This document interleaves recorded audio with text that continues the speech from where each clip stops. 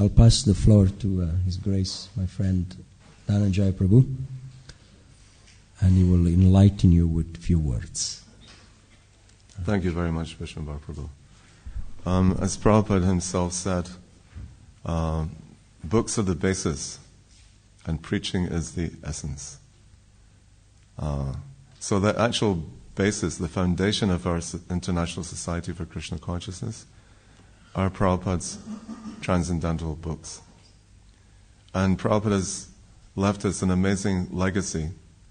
Vishnu Prabhu, he touched on the fact that in the early years we didn't have so much outside financial support. And therefore we were very much dependent on distributing Prabhupada's books and in that way acquiring funds sufficient to maintain the temple, maintain our preaching activities. Now this might be a new era where there is so much financial support. But still, Prabhupada actually said many times in different places in the world that the way to understand if a temple is successful or not is first of all, the number of devotees are going out on book distribution and the number of books that are being distributed. So that's how you judge how successful a temple is. And that's our, you can say, history. Our history is based on book distribution. Now, Vishnu Prabhu also mentioned the names of devotees who are going out on a regular basis. I would also like to add to that list His Grace Gadrigraj Prabhu. He also, at every given opportunity, and if you want to understand how innovative he is and how he distributes books, it's not just on the street, but it's when he's queuing up in the bank to withdraw some money, while he's in the queue, he hands out books to the people in the queue. At the airport, of course, the airport is full of so many people from all over the world. And in America especially, in the 70s, practically every single American temple was maintained by book distribution at the international airports. And my dear godbrother, Vaisheshika Prabhu, still goes to the airport in San Francisco, all alone. He's been doing it for an incredibly number of years. I would say probably he's the longest serving book distributor in ISKCON. But you can correct me if you know somebody else who's done it as long as him. But he's getting on for about 40 years in distributing books. But again, he's also in a different time frame because now he's getting so much financial support from so many young IT potential devotees of his from Silicon Valley. And there's so many ways to do fundraising, of course. And we know that my dear godbrother Sridhar Swami used to say, we're not in the business of fundraising, we're in the business of friend-raising. So if you want to make friends, go out there with some books. And you'll be surprised how many people are very positive about the fact that there are Hare Krishna devotees existing. It didn't used to be like that in the 70s. In fact, it was the complete opposite, where there was so many different deprogrammers wanted to do us in and close us down, basically speaking. So Prabhupada said that. He said in the beginning, we'll be met with so much, first of all, scorn, thinking, what are these people? They're just wasting their time. Then, after some years, because the devotees are still doing the same thing, still out there at the airports or on the street, or going shop to shop, or whatever they're doing as far as distributing Prabhupada's books, then they consider us a threat. Just like at the time of Gorbachev being established as the president of the former USSR, the KGB were very concerned. They said there's three things that are disturbing our communist society: drugs, rock and roll, and Hare Krishna. You believe that? We're up there with drugs and rock and roll as being potential enemies of the state. contaminating the pure communist ethos. And of course, Prabhupada also said, because we went through rough patches regarding our so-called security when there was so much Cold War activities going on that USSR were amassing so many nuclear weapons and the West were accumulating also so many weapons. And they came to the conclusion this is a mad scenario. Mutual, what is it? MAD? What does it stand for? Does anybody remember? That's right. Mutually assured destruction because of all the accumulation of nuclear weapons. And one devotee asked, Prabhupada, how can we avert? Is it possible? Are we in a position? He said, yes. He said, the way that we can avert this mad scenario is that there should be profuse distribution of Bhagavad Gitas in the USSR. And during that time, in the late 70s, over 5 million Russian translations of Prabhupada's Bhagavad Gita as it is were smuggled into the former USSR. Then there was an amazing transformation with the appointment of Gorbachev and how he was willing to come to some amicable arrangement with the West. And then, of course, the Iron Curtain, that wall that came down in 1989. And this is all due to, and I'm absolutely convinced about this, and I'm not exaggerating, it's all got to do with distributing Srila Prabhupada's books. That's how powerful and how potent these books are. I'll tell you another thing that Prabhupada used to tell us in India. He would say, just offhand, he would say, even if you all leave tomorrow, all the temple presidents, all the Sankirtan devotees, all the pujaris, all the temple commanders, all the cooks and the sannyasis and GBC and etc., etc. In other words, as if the whole of the ISKCON just kind of disappeared and there was nobody practicing. He said, still, Prabhupada said, the damage has been done. These books are out there and someone else will take up this great mission and they will be successful. But he said, I want you to take the credit. Don't wait for you all just to leave. No, you should, because you've got some youthful experience in your lives, you're strong and enthusiastic. And that's one way how to maintain enthusiasm, is by going out and doing books. I personally experience that every time I go out with Vishnubar Prabhu, who is so kind to allow me to associate with him. It's like taking a shower. That's what he likes to say. So I feel like I've taken a shower today. I've distributed a few of Prabhupada's books. We're not talking about massive numbers. It's not like we go out and do 150 Gitas every day. That might happen now and again, but it's a rarity. But the reality is we do 5, 6, 8, maybe 10 Bhagavad Gitas and 10 or 15 small books. But we feel like we've completely become purified. Because, again, besides books being the basis, purity is the force. So when we're actually wanting to become purified, and that's the whole reason why we chant. In fact, it should be the only reason that we chant Hare Krishna. There might be some other ulterior motives. But the idea is to have a pure heart. Cheto darpana marjanam bhava mahadavagni nirvapanam. We want to put out this fire, extinguish this fire of material desires, and live in a pure atmosphere. Prabhupada always gives the example of just like if you have a glass jar, and you want to make sure that ink doesn't enter into that glass jar. He said, what do you fill it up with?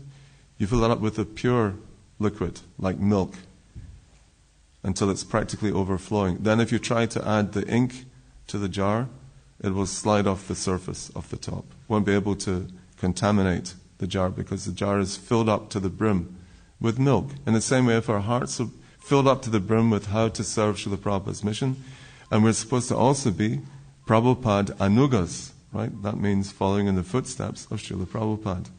And Prabhupada said, first achar, then prachar. First you be a good example, then you can preach, because preaching, of course, is the essence. It's the essence of our being, is to preach Krishna consciousness. And Prabhupada would say, it's not that you have to stand in a street corner and talk for hours and hours and hours, like some people do, just like in Speaker's Corner in London. I used to go there before I became a devotee and listen to the head of the Methodist Church, because he was quite a charismatic person. And there might be somebody there, extolling the virtues of Mao Zedong, and this person extolling the virtues of Darwin, and so on and so forth. But, these conversations are practically meaningless, because after some time you forget, in one ear, out the other ear, nothing really changes anybody that much. Maybe a couple of people. And Prabhupada said, don't spend your time just arguing and trying to explain the philosophy. Give them the book. Because once they've got the book, then even after you've finished meeting with them and you part, still they're going to change their whole lives. Their spiritual journey begins by receiving that book in their hands. Even if they don't buy the book, even if they just touch the book, even if they don't even do that, if they're polite with a devotee, because there's so few of us. There's so few devotees existing in this world. And we want to fill up the whole world with devotees. And that's only going to happen by personal contact. By personally going out with the books and having the faith, the shraddha, that some or another, I might not be the most qualified book distributor, but some or another, my dear Lord, I want to serve your pure devotees, Srila Prabhupada, because I've got such a debt. We're all debtors to Srila Prabhupada, because he's given us such an amazing legacy that's going to last. I was mentioning this the other day. It's going to last, 10,000 years. Now, Christianity has been around for just over 2,000 years, right? This is 2014 A.D., Anno Domini, in the year of our Lord. And it took Christianity quite a time to really establish itself, a couple of hundred years in the beginning. So in the same way, we're also just establishing ourselves. We've been around since 1966. How many years is that? That's 48 years. So we're just coming into middle life, And we've got so much time to look forward to expanding the number of devotees, expanding the number of temples, expanding the number of books that are going out. And don't be put off, because some people say, oh, this is old-fashioned reading books. I've got my tablet. I've got my Kindle. I've got my Google. I've got this. I've got that. No. Actually, of course, we can use that same technology. There's no doubt about that. But books will always be there, because they are the basis. They are the foundations, and they're very strong foundations. And there's so much to talk about if we really have that desire. If you're a very talkative person, some devotees are very shy. They hardly say 2 words. And even if your body becomes physically debilitated. There was one brahmachari godbrother of mine in San Diego, and he was a paraplegic. And he would go out in his wheelchair. He had a motorized wheelchair. And he would stop at the lights. And he would actually distribute Prabhupada's books just by being there in his wheelchair at the traffic lights. So we've got no excuse. We should have no excuse about this opportunity, because it's a golden opportunity. Especially with the coming of the Christmas marathon. Why do we do that? Because in the rest of the year, most people are kind of perhaps very cautious how they spend their funds, their money, especially in the days of financial crisis. But they would save up their money to spend on ridiculous things during the Christmas period. And that's where most of all the department stores make their profit, during the month of December. Sometimes they make more money in that month than they do for the balance 11 months.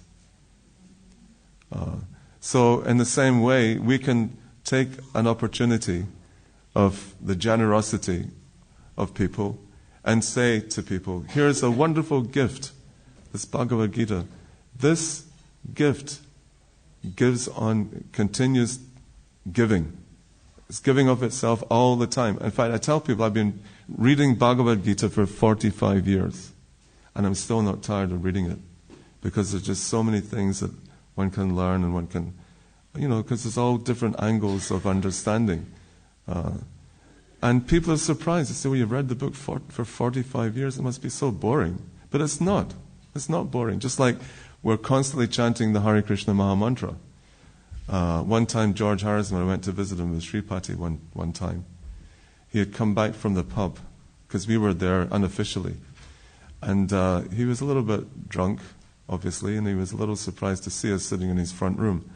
And he said, you people, you're so boring. You never do anything but just chant Hare Krishna. You should go down to the pub and get drunk sometime, just take a whole different sort of attitude towards life. But actually he was embarrassed. He was embarrassed because we kind of caught him out that he still drank. But at the same time, he was a great devotee. And actually later on he apologized. He said, that was really silly of me to do that. Because we know that we get so much transcendental realizations by chanting. It's not that we are just boringly chanting Hare Krishna. I mean, we're learning from Prabhupada how to actually prepare ourselves to go back home, back to Godhead. And it's guaranteed for those devotees who go out and distribute a few books, they're guaranteed to go back home, back to Godhead, by the simple display of love and faith in Srila Prabhupada during this Christmas marathon. So there's so many advantages. The Vishnu Prabhu mentioned about that Prabhupada could have spent the rest of his days in Vrindavan and not leave the samadhi of Rupa Goswami. But actually, in many ways, he did step out of Vrindavan, but then he stepped back into Vrindavan at the end of his life. And what was he doing at the end of his life? He was translating the Srimad Bhagavatam right up practically to his last breath. And why was he doing that? It wasn't like he wanted to become an internationally acclaimed scholar or novelist or writer. No. He was doing it for us. He was spending so much of his time, and he would say also, I'm spending so much of my blood in writing these books, not just for you, but for the whole of humanity. So we have to think how we can become part of Prabhupada's intimate associates. And I can guarantee you that the way you can become a part of Prabhupada's intimate associates is by talking about Prabhupada's books, by distributing Prabhupada's books, and by actually living your life according to the teachings that we study all the time in Bhagavad Gita and Srimad Bhagavatam, Chaitanya Charitamrita. Because this is a living religion. Prabhupada, sometimes criticize the Gaudiya Math and say, what are they doing in their mutts? They're simply eating and sleeping. Eating and sleeping. They might not be mating, they might not be defending, but they're having their lunch, and perhaps some of you have been to a Gaudiya Math temple. And the nice thing in those temples, of course, is the sannyasis serve the guests. It's not that the devotees serve the sannyasis, but actually the sannyasis serve the guests. And I think that's something that we should pay attention to, really, because that's a great gesture of humility. But they're not actually preaching. They're not going beyond the confines of their mutt or outside of the compound. Very rarely, perhaps, they'll go in Harinam in certain auspicious days. But they're not actively preaching. But that's what Prabhupada wanted us to do, because preaching is the essence. Books are the basis, preaching is the essence. And if we want to be happy, if we want to live in a pure Krishna-conscious existence, then Prabhupada has given us all the tools. All that we require to be successful in this human form of life have been given by Srila Prabhupada in his books. So I just humbly request that, because we're going on and on, again and again in this particular theme, because the marathon actually begins this coming Saturday, right? On the 30th of November. 29th. Oh, sorry, that's the day after, isn't it? It's the 29th. The 29th of November up until the 24th of December. So even if you just go out once, find a friend, find somebody that inspires you, Because you need that. You need to be inspired. We're not naturally inspired. Generally speaking, we're kind of naturally lazy. Like water always tries to find its level. So we're always trying to think, how can I always remain in a horizontal level? But we shouldn't remain horizontal. We should be vertical in our thinking. I should stay awake, and I should, at any given opportunity, and Gadagraj Prabhu, he is expert at that. Gadagraj Prabhu, have you got some examples you like to quote of how you've distributed books in unique situations? On the airplane, right? On the airplane, not just on a bus or a train or the tube, on a plane. Huh? The flight attendants. And the pilot also. So you can learn a lot from Gadagraj Prabhu, especially if you're thinking of going to India, like Sutapa Prabhu, he's going in January, isn't it? So always keep a few books on you when you go inside the plane. Because he uses every single opportunity. And there's human beings everywhere, isn't there? Everywhere in the planet. What about any other example? When you go shopping. I saw him distributing to the woofers here. Shamasundra said, "Stop!" But the thing is, you can't stop a determined book distributor. Determined book distributors are a very unique species of human being. They're one of the topmost out of the 400,000 species of human beings. They're definitely up there in the top 10. So we just use, whatever intelligence we've been given or whatever ability that Krishna's given us. Especially at this particular time of the year. Of course, it doesn't just end on the 24th of December. The world doesn't come to a grinding halt. No. Even after Christmas, you got the Christmas sales, right? The New Year's sales where everybody's got rubbish presents they want to, give back to Marks and Spencer's or Selfridges or whatever. They might have got 5 pairs of socks that don't fit or a tie or whatever. Some useless present. Of course, the giver's thinking this is something. At least I made the endeavor to give my dear friend or my family member this particular gift. But the real gift that gives on giving is Prabhupada's Bhagavad Gita, the Veda book, the science of self-realization. And don't think maybe if I join and go out there, we'll run out of books and we'll have nothing to do. No.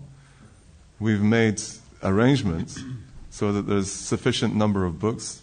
There's a new print on the Science of Self-Realization, ASSR, which was published way back in the, I think, late 70s, early 80s. And in those days, that book made more devotees than any other book. We had so many devotees. In fact, we had an amazing sort of crop of devotees that were really enthusiastic to go out and distribute books. At one time, just this Bhaktivedanta Manor, we had 250 devotees going out regularly on book distribution. 250.